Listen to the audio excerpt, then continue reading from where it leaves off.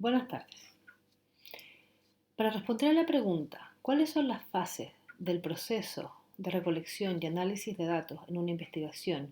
¿Cuáles son sus principales características? Debemos considerar primero que toda investigación tendrá al menos dos etapas. La primera de recolección de los datos y una posterior segunda etapa de análisis de los mismos. Así, a través de la estadística descriptiva, podremos obtener una serie de información relevante. Eso sí, dicha información será aplicable solo a la muestra. De esta manera, tendremos una serie de fases en la recolección de los datos. Lo primero es la recopilación de los mismos, definiendo para ello la unidad de análisis, la población y la muestra a través de distintos tipos de muestreo como son los probabilísticos y no probabilísticos. A su vez, debemos determinar las variables y sus respectivos niveles de medición, que podrían ser variables cualitativas y variables cuantitativas. Un ejemplo de variable cualitativa nominal podría ser sexo.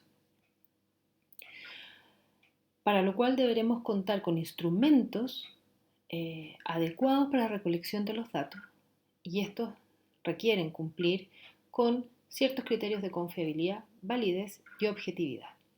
Una vez que tenemos todos nuestros datos, se hace indispensable organizarlos. Para esto contamos con matrices de datos, por ejemplo, las tablas de frecuencia. Estas también permitirán ordenar los datos y crear gráficos, como por ejemplo los gráficos de barra, de torta, el histograma, entre otros. Una tercera fase sería el resumir la información, lo cual haremos analizando las medidas de posición que pueden ser no centrales, como los percentiles, los cuartiles, los deciles, o centrales, como son la media, la moda, la mediana y la proporción. Asimismo, los resultados obtenidos a través de las medidas de centralidad nos permitirán generar medidas de dispersión, lo que finalmente nos dará una idea de distribución de nuestra muestra determinando si esta es homogénea o heterogénea. En el caso de las ciencias sociales, generalmente como medida de dispersión se utiliza la desviación estándar y las varianzas. Una vez que la recolección de datos está completa, podremos proceder a las fases de análisis de la información a través de la estadística inferencial, que a diferencia de la estadística descriptiva, busca que los resultados obtenidos puedan explicar y predecir el comportamiento de la población. Es así que lo primero a considerar es que trabajaremos con indicadores estadísticos y que la estadística inferencial se relaciona directamente con las probabilidades, la que de acuerdo a la definición de Laplace corresponde al cociente entre los casos favorables y los casos posibles. Asimismo, el teorema del límite central nos permitirá determinar la distribución normal de nuestra muestra.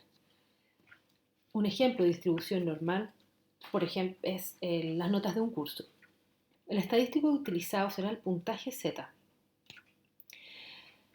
que nos permitirá conocer la distancia entre el puntaje y el promedio. Puntaje que se busca en unas tablas, que son las tablas Z. Es así que llegamos a la prueba de hipótesis, para lo cual deberemos seguir algunos pasos. Primero, determinar la hipótesis nula y la hipótesis alternativa. Un ejemplo de ello sería conocer la efectividad de un tratamiento frente a otro. Para ello diremos que la hipótesis nula es no hay diferencia entre los tratamientos, mientras que la hipótesis alternativa podría ser el tratamiento J es más efectivo que el tratamiento H. En segundo lugar, deberemos definir el nivel de significancia, donde podremos tener los tipos de errores conocidos como error tipo 1 y error tipo 2. Luego definiremos el estadístico de prueba a utilizar, que en este caso podría ser el estadístico de la prueba Z, para luego establecer la regla de decisión donde se establecerá la zona de rechazo de la hipótesis nula o no rechazo, para finalmente la toma de decisiones, es decir, efectivamente rechazar o no la hipótesis nula. Otro elemento central dentro del análisis de los resultados corresponde a la prueba de diferencia de medias. En este caso, podremos tener distintos escenarios, por ejemplo, conocer las varianzas, para lo cual utilizaremos el estadístico Z, o bien tener varianzas desconocidas pero que presumimos iguales, para lo cual utilizaremos el estadístico T, y si tenemos más de dos grupos utilizaremos la prueba ANOVA. Por último, podremos establecer correlación entre las variables de estudio. para lo cual usaremos pruebas paramétricas y no paramétricas. En las primeras, por ejemplo, tenemos la correlación de Pearson, que se utiliza cuando las variables son continuas, hay distribución normal y varianzas homogéneas. Un ejemplo podría ser establecer la correlación entre las horas de estudio y las notas obtenidas en una determinada asignatura. El índice que nos entrega Pearson se mueve entre -1 y 1, donde mientras más cercano sea al 1 o al -1, más fuerte será la correlación.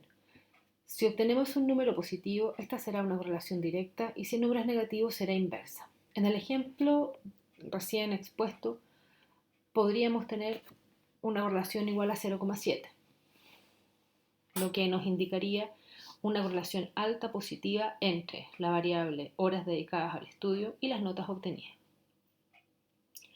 Ahora bien, en el caso en que la muestra no distribuya normal o que sean muy pocos los casos, podremos utilizar pruebas no paramétricas, como son, por ejemplo, Spearman, que entrega índices que se comportan de la misma manera que Pearson, chi cuadrado para las variables nominales y ordinales, y Kendall para las variables ordinales con más de 3 categorías.